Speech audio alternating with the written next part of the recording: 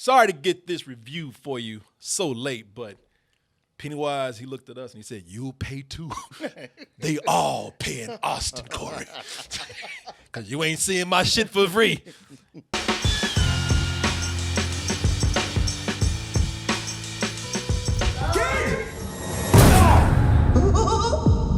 Hello. Please. Now, before we talk about one of the biggest horror icons in the world right now, let me tell you about something just as horrible and let you know that this video has been approved and sponsored by AMC Shudder. If you're watching this review, you're probably a horror fan. And if that's the case, I don't know why you don't have this service that's out right now called Shudder. Shudder. It's the Netflix of horror. You can go over here and find a huge library of not only horror, but also, let's just say you want some variety. You're not just a horror fan. Maybe you're a science fiction fan. You can find that over here. Here's one of my favorite movies that's on there right now. If I click over here, Take Shelter. Also, maybe some comedy combined with some thrills and horror. Heathers is on there. One of my favorite movies in the world is Creepshow.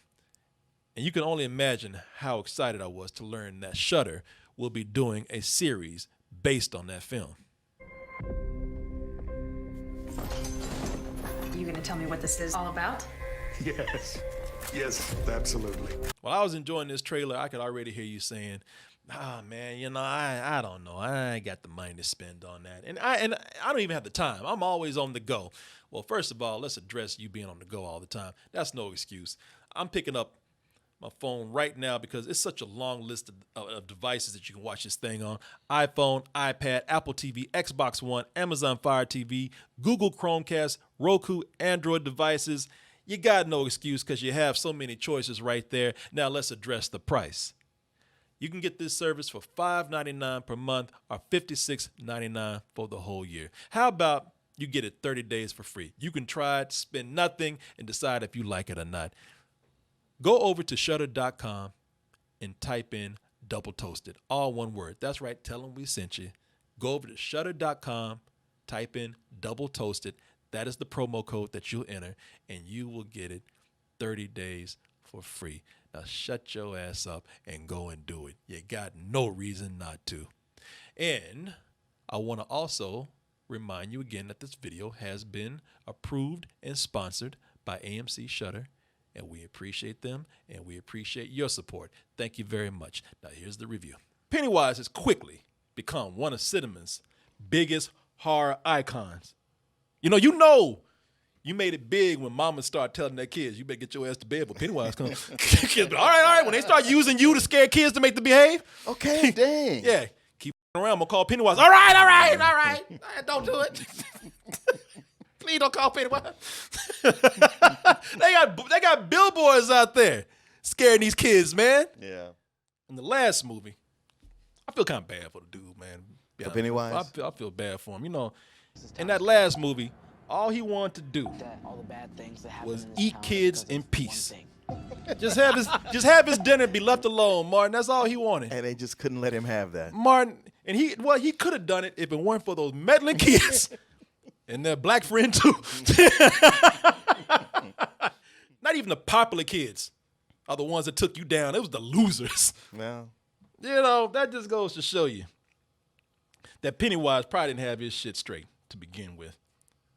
And they should have known that wasn't going to be the last that they'd seen of him. You just don't throw an intergalactic evil clown down a hole and expect him to stay there. Well, what else you going to do? Kill him. Take his ass out. That's what you got to do. And that's where we come in with It Chapter 2. Now that the losers are a grown man and woman, maybe this time they can finish the job. Ain't kids no more. This time, we got jobs. And you making us leave them to come deal with your ass. That's enough to make them up mad. Hey, man, I ain't getting paid for this 2 weeks. I had my vacation time spent 2 months ago, and I got to come back and deal with your ass. Yeah. Or I got to spend my vacation time to come with this clown. Sure. It's like if you fight with your siblings and you call your mom at work and she has to leave her job to come home because of something you did. Yeah, right? Exactly. Can they actually making me spend my vacation time to come here and deal with this mess? Yeah, I had plans. Can they finish the job? Even better yet, that first one was a big movie. Broke records. Over. I think it over succeeded. Is that a word? Mm-hmm. Or it exceeded expectations. So, can this one perhaps do the same amount of success, or beat what the last movie did, or is it one of those things where it's it is a sequel? I don't care if it was from one book. Is it still counted as a sequel? And occasionally we do get those sequels where they just cannot be as good as the first. Oh, Martin, you making faces. Every so often. Every so often. Oh, but Pennywise ain't gonna do that. He ain't gonna let us down like that. No, he let us down. So we'll see if he treats you better. Let's go ahead and watch the trailer for It Chapter 2.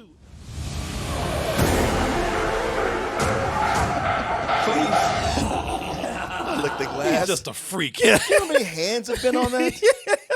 You're going to die. You know how many clowns have been on that?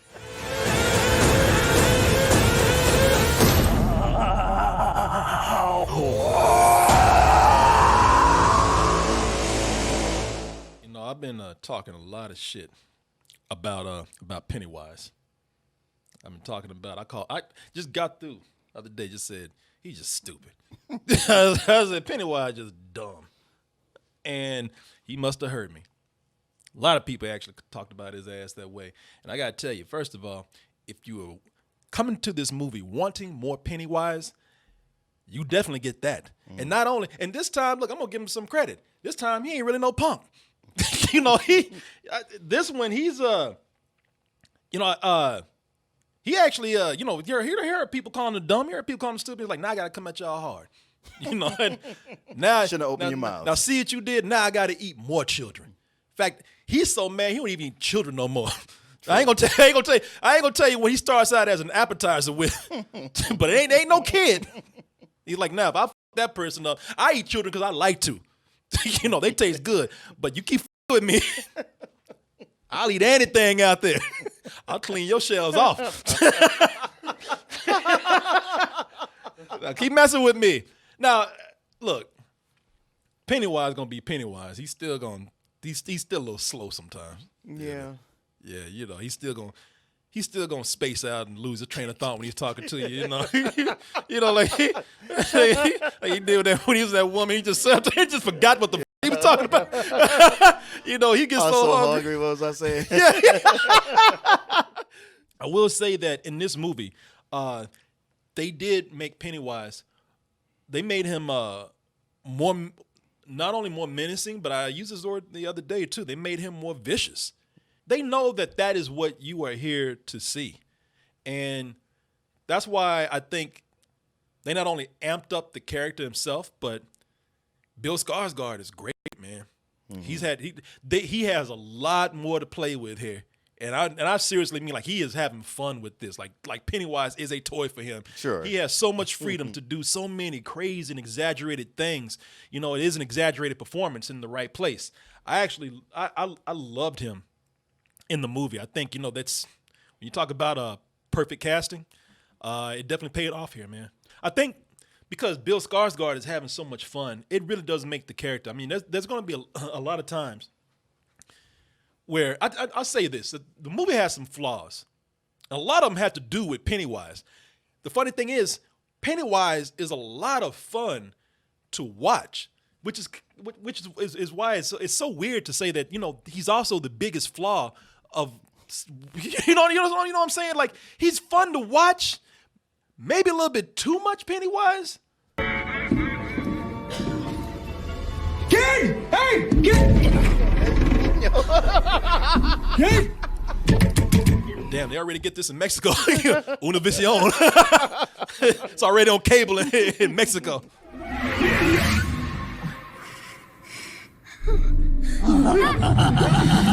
You're like, shit, this is gonna be good. I laughed at that part. When he ran by like damn, I gotta pee.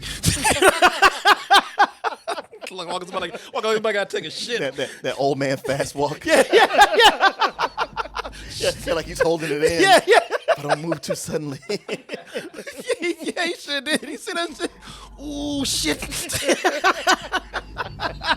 He loves doing that though. That's one of the things that made me find Pennywise at times more funny than than scary, because he loves playing hide and seek. He loves doing that tee shit. He look like look at it, just silly, just silly, like a little 5-year-old. You know, little kids just want to get undressed and just run around and shit. Looking around corners like, ooh. Yeah, yeah. He's dumb. He's also just very obsessive, man. You know, out of all the kids that he can snack on, he wants those kids who ain't even kids no more.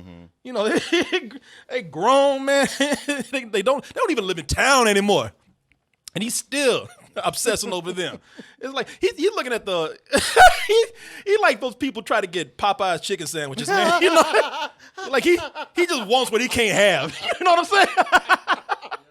I think besides Pennywise, when you get down to the cast in the movie, they did an amazing job with the casting, and not only getting them to look like the younger characters that they had in the first movie, but they chose them and had them either they were directed this well, or they were told to like go in and really mimic the way the other kids behave. Now, some of it's really easy to do. You just put glasses on one person and make them a smart ass. Right. You know.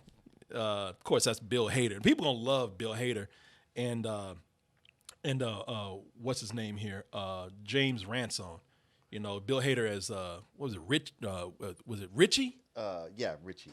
And James Ransone. Who was he? Eddie. Yeah, those two in the movie. Those are the funniest characters. They're the ones who are the biggest, smart asses. No matter what, it might be a little distracting sometimes too, because no matter how dangerous the situation is, it's always a fucking sitcom going on with them. Yeah, I mean, a lot of that humor worked really well in the beginning, but then when they were in crisis mode, running around, and they were still bantering back and forth with jokes, I was like, yeah, this is ill-timed. This is not. You're taking me out of the scene. Stop doing that. They were like a Disney Channel show together. Yeah. Two grown ass men. They no matter what was happening, they were cracking jokes the whole time. But I will say that when they are at their best in the movie, and when they're in good scenes, they are a lot of fun to watch. Well, that James Ransome, he really does. He totally captures being the grown-up version of that actor. I think they both kid. do. They do, but even James Ransome, like, there's a point where they superimpose the kid's face over his, and you see how much they look alike. Yeah. No, you know what they do, and I'm gonna tell you something, man. Bill Hader is gonna get a lot of attention for being the funny guy, because that's who people know the most, and a lot of critics are gonna tell you that.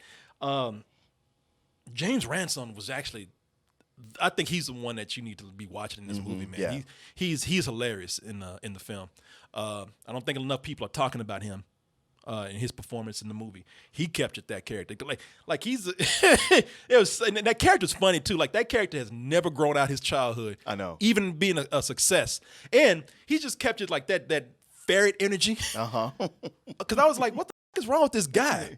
Why is he all nervous and shit? Then they showed the kid, because I hadn't seen it in a long time. Then they showed young Eddie, and I was like, oh, Jesus, he really was like that the whole time. It's almost like he studied that movie. Like, yeah. I'm going to nail this kid. I'm gonna get him down. Yeah, like he took a bunch of cocaine or something. Jessica Chastain, I was looking at her, because I was hung up. I always thought that Amy Adams should have played her as far as the looks. But in the film, man, she's really good. Yeah, she is. Yeah, and after a while, I saw her younger self in her too, man. The one that really impressed me, though, was old Spice dude. I know.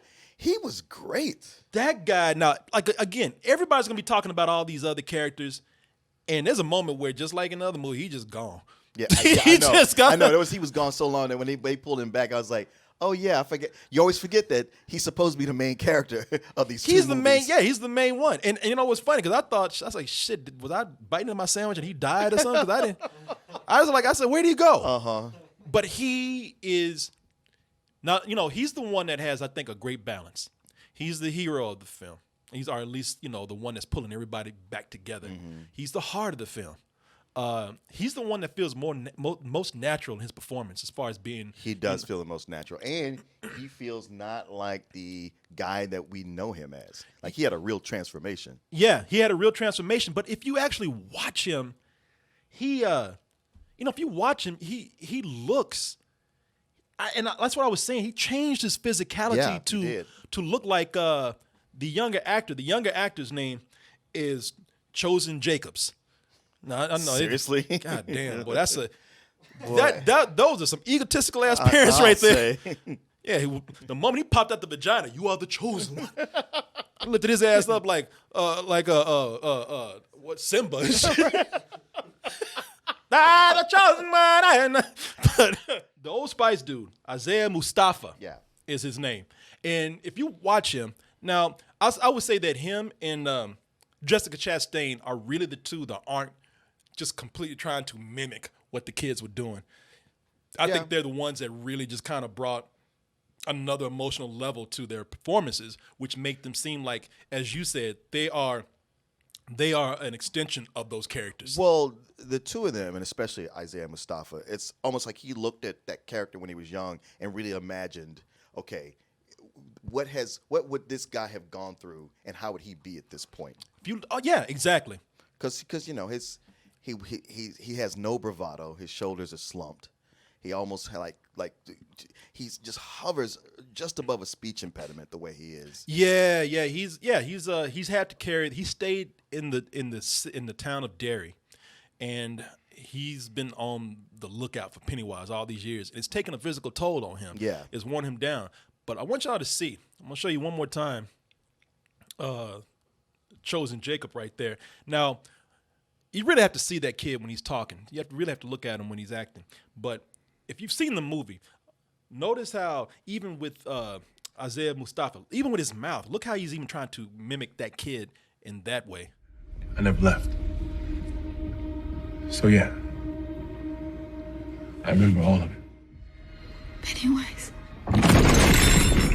You know somebody kicked the table. I'm just with them. I don't be doing that shit. You know we already scared. What were y'all saying? I also think another character that was that had emotionally involved, but I don't think they did a whole lot with, because he's supposed to be kind of quiet in his nature, and that is this character of Ben, played by Jay Ryan. Jeremy Ray Taylor was the younger version. You know, Ben has grown up. If you read the book, you know anything about it.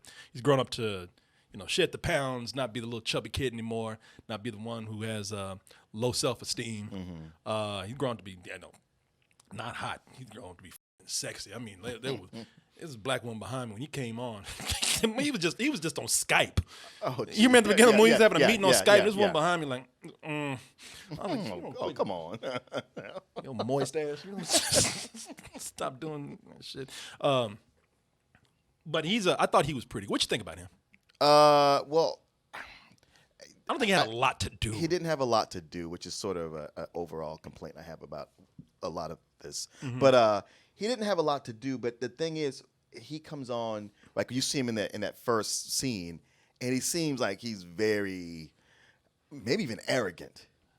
But he gets back with them, and once he starts to remember, and especially when he's around Beverly, you can see how he's still that little kid, that little fat kid. I thought I wish they had done more with that, because was exactly it. He's supposed to be, he's successful. He owns meetings when he's there. Mm-hmm. He knows what he wants. But he gets back in town, especially when he gets around Beverly, Jessica Chastain, who he has a crush on. The town, all his bad memories come back. All his fat memories just come back. Yeah. And you can see where he's so insecure again. But I don't think they did a whole lot with it. They don't. But I mean, there's something, anytime somebody has sustained a crush on somebody for 27 years, that says something about them. Oh, yeah. But, I wish they'd really gone into that more. I tell you, man, it's very entertaining to see the adult losers club get back together at the beginning of the film. Because what they do is, when they get back together, I mean, first of all, they immediately start getting back to how they were. They start cracking jokes. Most of them, that is. Yeah. Mike is just like, man, y'all quit fucking around. No. Let's get this together. Shit, why'd I get y'all drunk? Oh, by the way, Mike, I have to say, there's a point, and this is one of my complaints, and I'll get to this later. But as great as he is in the movie, they made him the pretty much magical, mystical Negro in this. Oh, yeah, very much so. Yeah. Which I guess in the book it wasn't him with that role. I never read the book, so. Oh yeah, I was reading a lot about it before I came over here, and I was like, oh, they've changed quite a few things and done a little shell game, a little shuffle. But I tell you, man, it's when they get together, what's so fun about it is that, and I'm talking about in the beginning when they get together, because that's at the beginning where you get to see them actually, because we see all of them. All of them are successful. They've all left town, except for his black ass. He's been a garden against a clown all these years, just living in an attic somewhere. Negro, please. Listening to a CB radio. It's like, all these people got out of town, got some success. Yeah, listening on the CB radio. Wait, who are you, Batman? Yeah. This motherfucker at the Shell station and shit. Yeah, listen to the radio, listen for a clown for 27 years.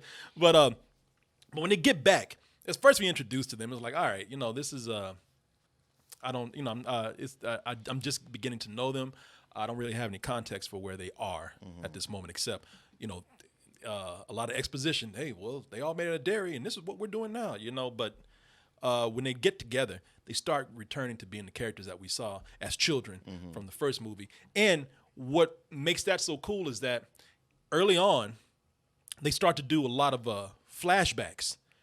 And a lot of back and forth between seeing them as kids and in the juxtaposition of them as adults, and it's kind of cool to do a comparison of that. And like I said, man, they're very funny when they're together.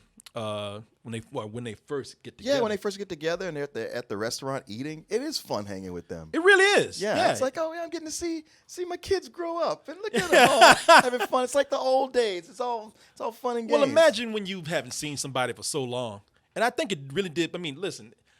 For them not taking this clown thing very seriously, or Pennywise, that was actually a big that was a big asset for the film. Yeah. Because, first of all, they don't really remember. Yeah, they don't remember. That's the thing. And yeah, it's a big thing, don't remember, but also, the movie did a great job of having them behave like people who hadn't seen each other for a while, who really are just kind of falling back into place like, wow, it's been all these years and you still the same dumbass that you were 27 years ago. Yeah, it's a lot of that. Hey, you remember this? You remember this? Yeah. One of the best things about the first movie is that it was a coming of age story. Yes.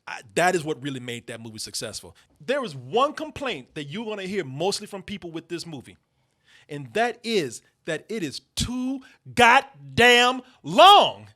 And it is.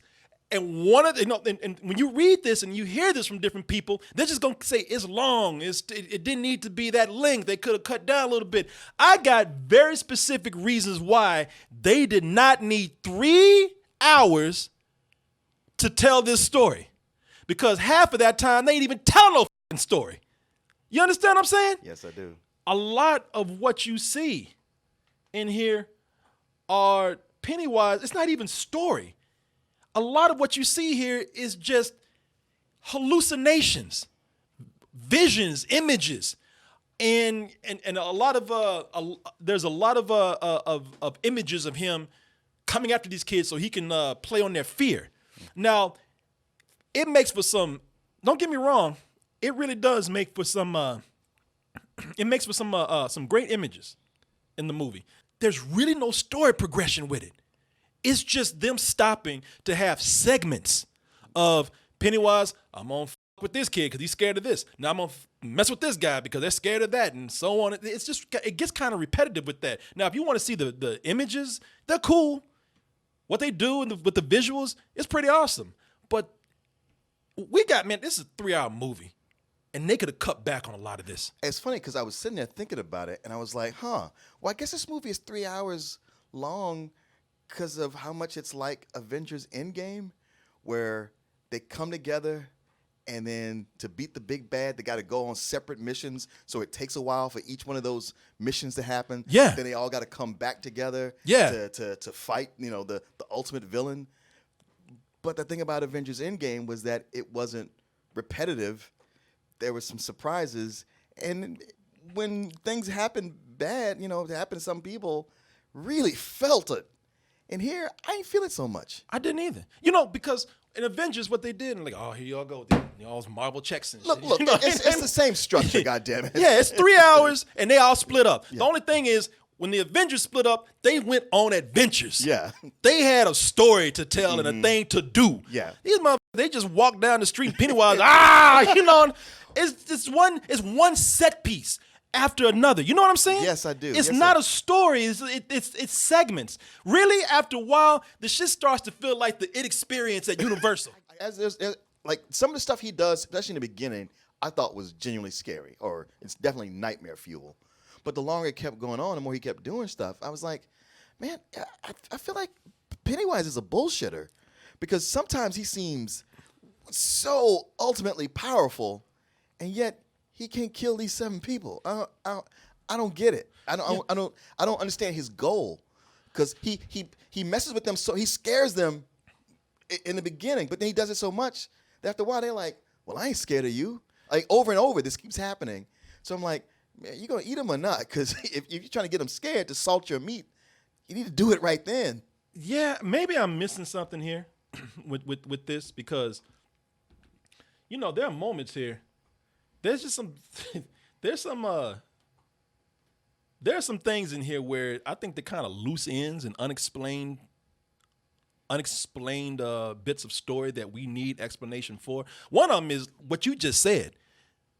There are moments here where Pennywise, he's been talking about, I've been waiting on you for 27 years. Ooh, I can't wait to eat. Well, why are you fucking around? Why are you waiting? There are moments where he got them. He got them. They are trapped in a house. Are you?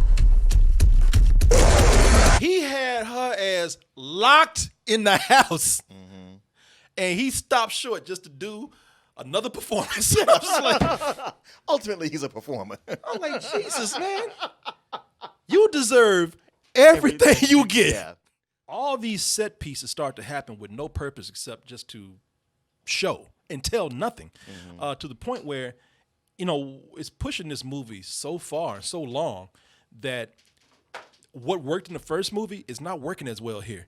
The combination of sometimes having real world violence, and then mixed in with all this crazy shit that Pennywise is doing, right? All the visuals that they have with him, some of it starts to feel kind of ridiculous.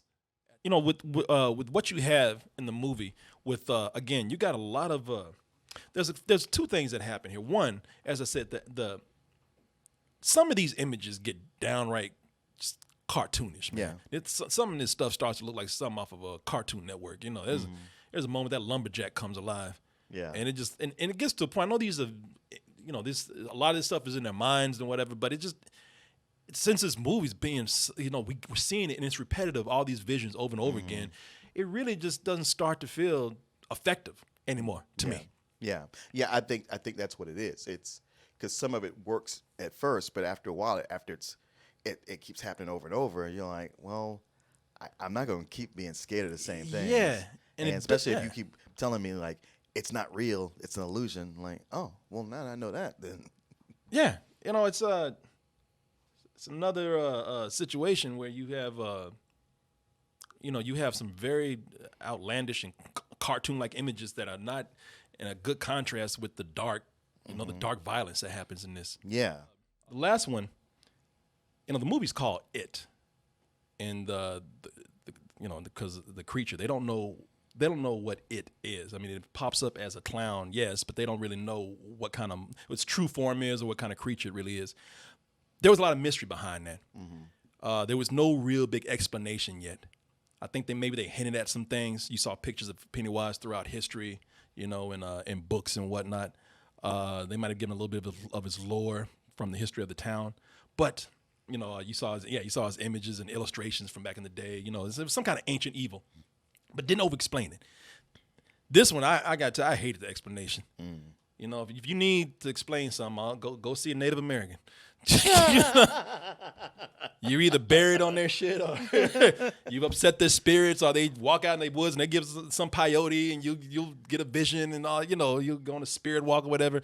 I thought that was, now that's probably from the book, but I thought like that, damn, that's a kind of, you know, and this is not anything a spoiler, you know. Oh, early they gave a very much a Reader's Digest, not even Reader's Digest, more like the back cover of the novel version of what's in the book. Yeah, and I'm not telling you everything they explain, but it is one No. of those things where it's just like, all right, man, we blaming Native Americans again, or going to seek them out for information, whatever. But it's not even that. It's kind of like, well, I just kind of didn't. I liked it where you didn't have to really explain so much about the origin of the character and all the stuff you had to do to fight him and whatnot. I thought the ending. I thought it's a cool visual, but it's a cross between it's a cross between a cartoon and a boss fight in the video game. Boss fight in the video game. I mean, yeah. As far as the big climax, I was like, yeah, I've just seen this too many times now. It's become a trope. Yeah. Me. I mean, after all we've been through, another movie and now 3 hours now, I would hope for something a little more original. Half of this again is a comedy. As I told you, these two fools over here, Eddie and what's his name, Eddie and Richie. They even got punk ass names. Eddie and Richie. You know, you get an Eddie and a Richie together, they ain't up to no good at all. But these two just yucking it up, no matter what danger's happening. They just cracking jokes like ain't no danger there. The humor is oddly placed sometimes. Yes. It started out very funny. There's even a really hilarious cameo in here, and there's references to Stephen King that's very funny too. If you ever read his stories, you'll know what they're talking about in the movie. I mean, it's kind of cool that Stephen King even let that slide. Well, I wonder if he had to acknowledge it, or it's him just going like, they said this about me. It's like, well, because it's kind of true. Yeah, exactly. Yeah. No, that's a no. Man. Oh, okay. I check. All right. Yeah, I'll fuck up, don't I? Yeah, the humor is really odd in this. And there's even one scene where they throw in a song while somebody's getting vomited on, and I was like, the hell did that come from? That was weird because it's just that clip of the song, and then it goes away with no explanation. Yes. I was like, did the projectionist just put that in? Because I don't understand. I mean, it started moving on to a new thing, but I was like, let me put a pin in that. Thank you. I didn't. There's a scene here where somebody's getting attacked and they're getting vomited on, and they play this. I forgot what the song was, but they play this pop song, "Angel of the Morning." Oh, the morning. They play that very briefly, and then I was like, I don't even understand the joke. Yeah. Right here, is that a throwback to the original? Yeah, it is. Or the first one? I don't know what this is referencing. And can I ask you? Did you see something here? There's one character who has a bandage on. And there's one scene, now that's on one side of their face, and they show one scene where they're crawling through something, and that shit is on the opposite side. Did you see this? I did not notice that. I don't know. Maybe it was a reflection or something. I don't know. But I was like, it wasn't in that fun house. No. That's why I was saying. I was like, well, y'all ain't in the house of mirrors no more. It started out great. I thought I really enjoyed everything that I was seeing. They made Pennywise more frightening. The Losers Club as adults really worked very well. I enjoyed my time gathering with them and reuniting with them. As the movie goes on, it's a 3-hour film and it's uneven, it's very disjointed. There's no real progression, so there's no pacing issues because of this length. Yeah, it's a very uneven movie, man. It's like being in a car, you just bumping on the road and shit. So, goddamn, man, you get off this goddamn road. It's bumpy, man. It's very bumpy, and and that's too bad because there's a lot of things in here to enjoy, and there's a lot of things that could have made this epic. Could have made this an epic conclusion to this story. But that didn't happen. I had to give it a high rental. It was I don't think, man, come on, man. When you're not telling a story, you're just it's 3 hours and you're just doing chunks. I mean, that's not good writing at all. Yeah, so I give it a high rental. A lot of enjoyable things. I'll watch it again on TV, and I probably really enjoy it. But I can't go as far as I would like to for the good things that I saw in there. It delivers on what a lot of people want from a sequel such as this, because you do get Pennywise, and he's doing a lot more, and he's scarier, and the cast is great, and they really do feel like they are those kids grown up. They decided that the priority here is the scares and the set pieces and the visuals, which is unfortunate because what's lacking is the character. It's not cheap. It's well produced, and I do care about these characters. So I right off the bat give it extra points for that. I was like, all right, I'm sitting down for a horror movie, and it's not just trying to give me whatever it knows. Horror fans are cool. They'll accept this. I mean, a lot of real work went into it. It's just, as you said, it's in chunks, and it doesn't flow well, and so many missed opportunities. For me, it's a matinee. Okay. Yeah, and again, I think a lot of people out there who are scared of Pennywise or love Pennywise, well, you get a lot of that. Yeah. You For better or worse. And you get your pennies worth. That's what you're in there for. Yeah, I I was like, okay, what does he want? Yeah, I'm just confused. And there's some things even happen at the end that they don't bother to explain. I said, how you gonna explain this? Yeah, okay. And all I'm right. like, well, if that's all it took, then how come we had to be here for 3 hours? Yeah, I'm coming from a complete story area. I just don't think it's written that well. Yeah, and so that's why I'm giving it that. But I do think it's an enjoyable film. That's why. I mean, I guess if they would have put my rating on Rotten Tomatoes, it would still be a fresh. I think. Would it? Yeah, because I'm giving it a high rental. Okay. Yeah, All right. I'm not saying that you don't. I'm not saying don't see it. I mean, that's the thing. I mean, you're right. It's story-wise, that's where all the big flaws are. But there's a lot of good filmmaking going on. I kept noticing the great transitions from scene to scene that he was doing. Yeah. Well, I mean, too bad they didn't go into anything. I know. I know. Thanks for watching, everybody. Hit that subscribe button. I don't want you going anywhere. I want to keep you around. Get notifications. And also go check out our main site, doubletoasted.com. Why? Because over there, you'll find the long version of this video, uncensored, unedited, along with many others. And also, you'll find the live streams that we do almost every night of the week. Support us at doubletoasted.com. That's how I spell it. And if nothing else, remember to always stay toasty.